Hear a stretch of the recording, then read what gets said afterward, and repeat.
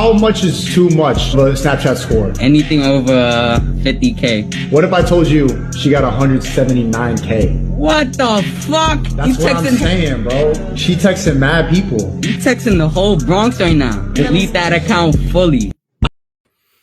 I don't always agree with Sneeko, but I agree with him here. And the guy that's in the mask. If you're on Snapchat, and I'm not on Snapchat, I'm pretty sure my score is probably maybe a 1 or something.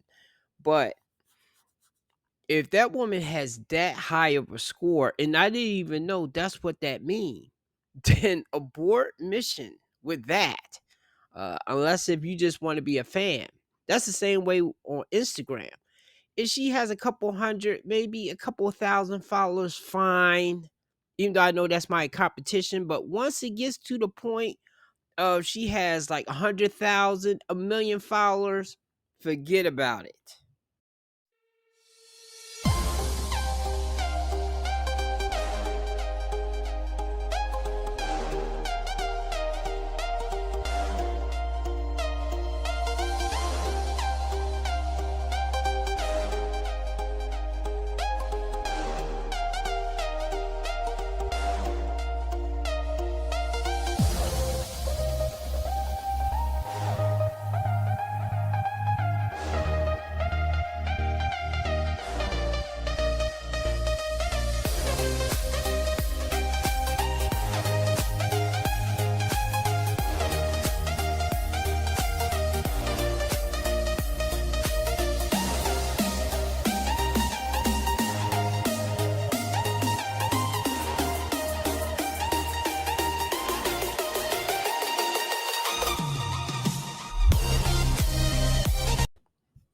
Welcome, my friends, to the RP Experience. Peace and love to my brothers and sisters out there. Thank you for hitting the like button, subscribing, sharing, and turn on all notifications so you know when I have a whole new video up. Today's video is going to be about the rise of narcissist women or females. Haven't decided on the title right now. Now, there's a perception that only men can be narcissists. And the only women that might be narcissists are women that display a lot of masculine traits or strong masculine traits. And I'm not sure if that's always true. Anyway. Oh, and before I forget, if you're new here, watch 5 to 10 minutes of the video. If you like it, give me a like. If you can't finish the video, like going out, then come back. Subscribe though, because what's going on with my throat. You might not be able to find me again as easily. Maybe you will, maybe you won't. But I want you to get a lot of the messages that I'm putting out there, because I'm being fair with both the men and the women. You know, I'm more trying to enlighten men, because there's some men that might not watch certain people because their demeanor or how they come off to people, and I'm hoping I relate to people that maybe those other creators don't really seem to reach. Anyway, as I was saying, the rise of the narcissist females.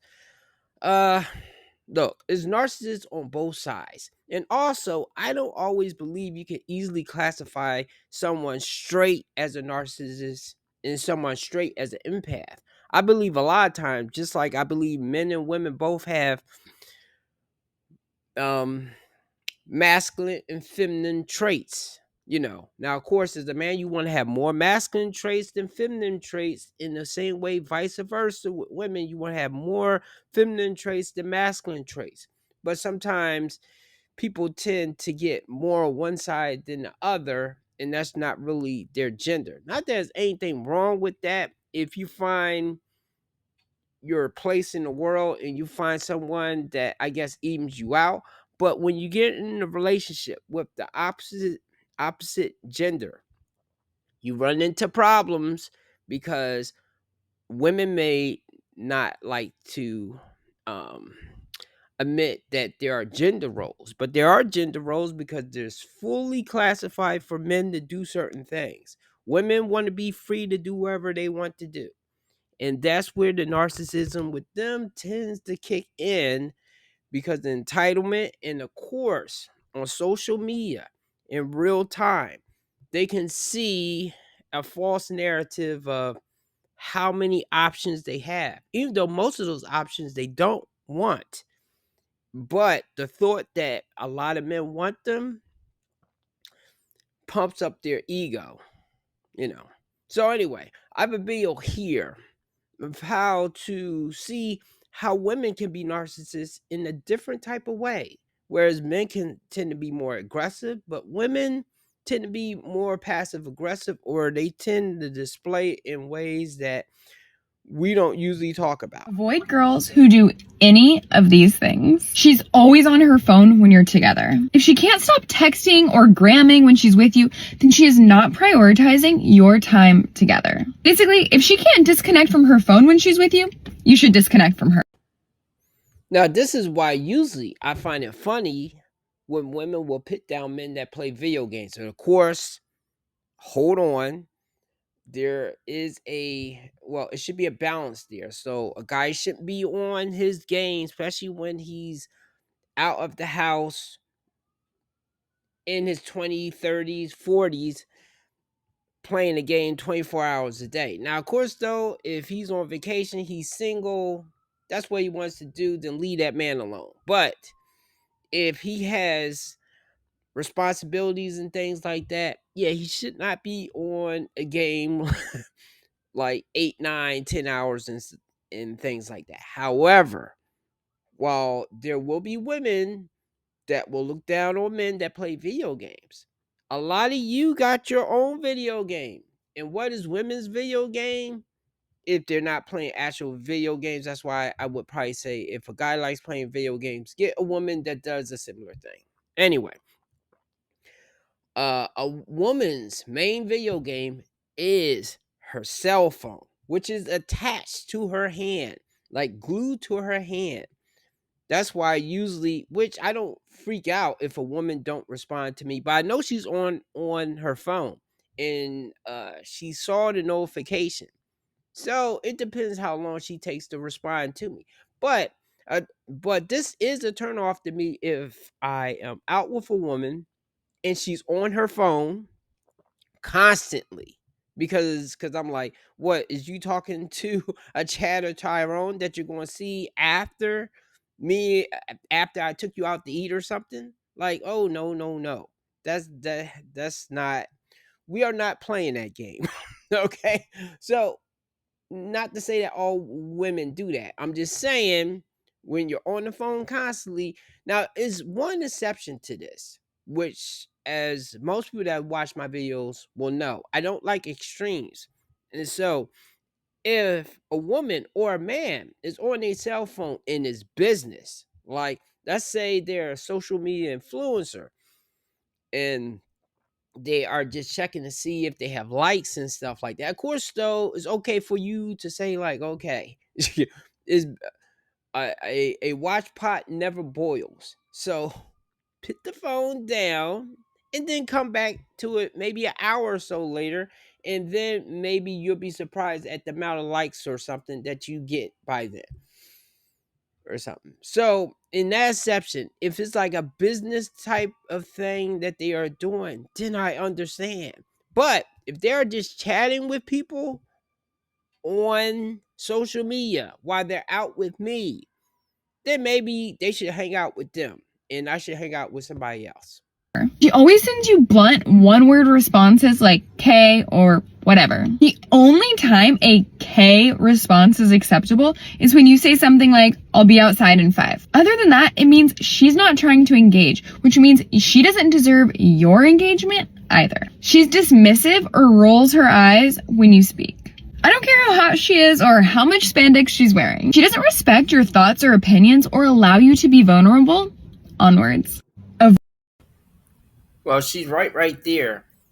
There is sometimes some other exceptions that she didn't say, but she's speaking from the woman's perspective. So pretty much, if the woman's not really engaging you, just leave her alone. There's plenty of other women.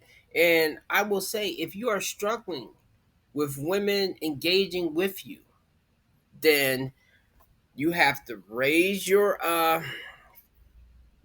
financial ceiling and start dating other women, whether it's another race, whether it's traveling. I will always advise men that are like normal guys, that maybe you don't exactly have the social skills, and you don't have to be rich, but at least be somewhat financially set. But just travel. There's plenty of other women out there. Those women that are ignoring you is probably chasing that Chad or Tyrone or something like that. Let those dudes have her. Just don't take her later when she's damaged and have like a kid or two. As I say, one kid, but only because I have one kid. But if I had no kids at all, I probably would say, oh, hell no. Or wait a minute.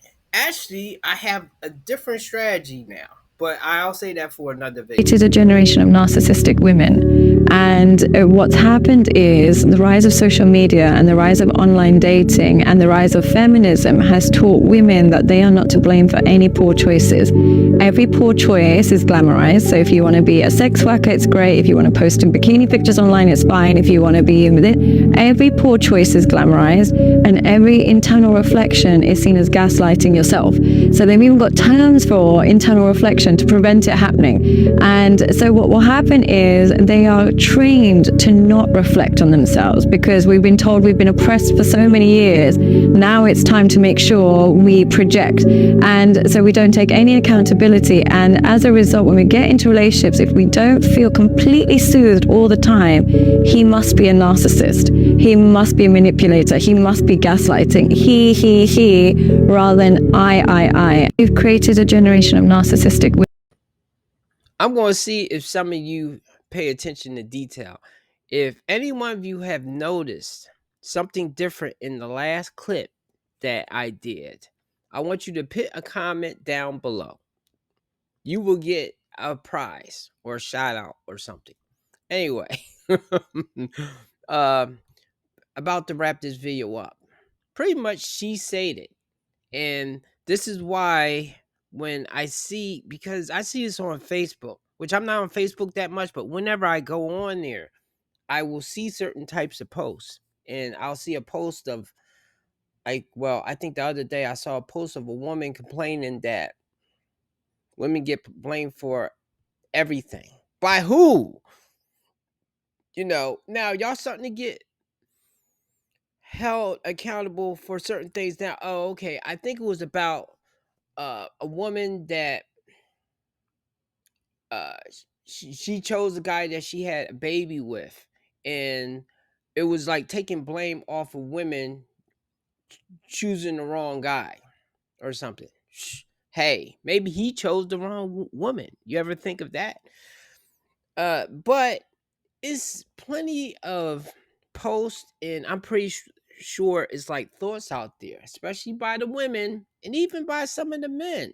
Even though this is why guys will start calling them simps or something like that, is because they get a free pass with a lot of things. Like a woman can come up and just straight hit a guy, and then it will be like exactly like, what did he do? Even I will think of that.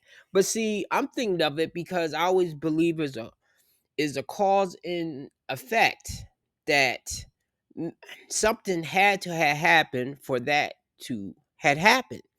But however, even though I do think like that, I still will think like, hey, that's pretty extreme. She's wrong. Stay away from that woman. She's toxic.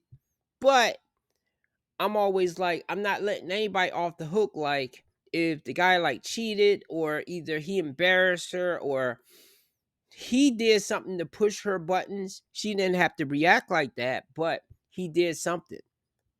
However, though, that's not always the case. But anyway, getting back to what we was talking about. So women, I notice, usually do get like not held accountable for things, whether they're pics, their lifestyle things. Like, okay, look, feminism has made it possible for women to be or do whatever they want to do.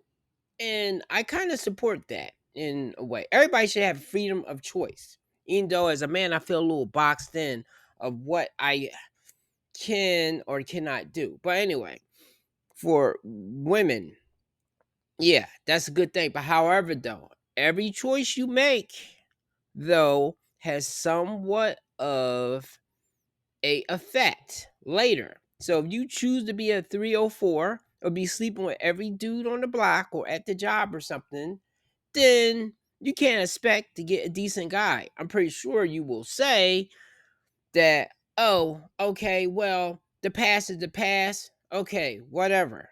I believe some things can be gone and forgotten, but some things, and I always look at it this way, if things in your past I think is going to affect me in the future, then maybe I should sidestep that. And I would say that with any man, or woman. If a guy has a history of hitting women and that's in the past, you think he may not slip one day and hit you? Maybe he might not, in this case he had counseling and things like that. But this is why I don't believe that thing like your past doesn't matter. It depends what your past is, what you have done, and if it was like a one-shot deal, or if it was multiple offenses.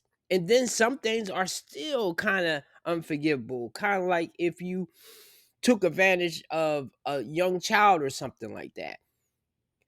You have a lot of proving to do, no matter how long ago that was. So anyway, that's pretty much it. You guys have a great day.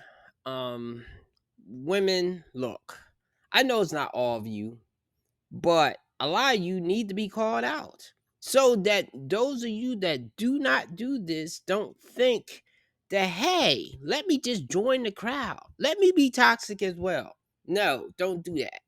Because the men that are waking up now, that are like the normal guys, the decent guys, the good guys and stuff like that, they're not going to save you no more. There's no more saving. No more. So anyway, give me a like, subscribe, and God bless everybody.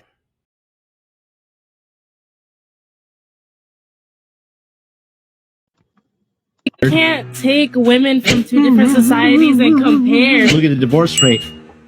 That's not our fault. Who's supposed to lead the household? You're the ones that initiate the divorces! Okay. Why do y'all not lead us to be better than and not divorce? You don't listen. You argue. You're not even listening right now. I'm listening. I believe what I'm saying. Well then, if you're gonna listen, start with shutting up, okay? When you date a Japanese girl and she loves you, know the most common thing she says? She says, if you're happy, I'm happy.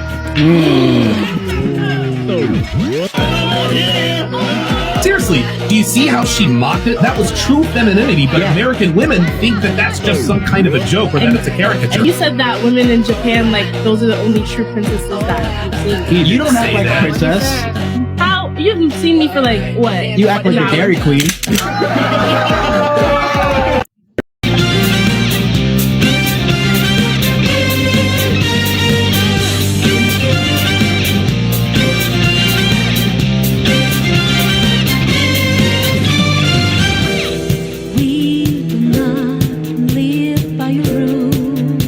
Dirty word. Your ego has driven you out of truth. You only played yourself, got no game.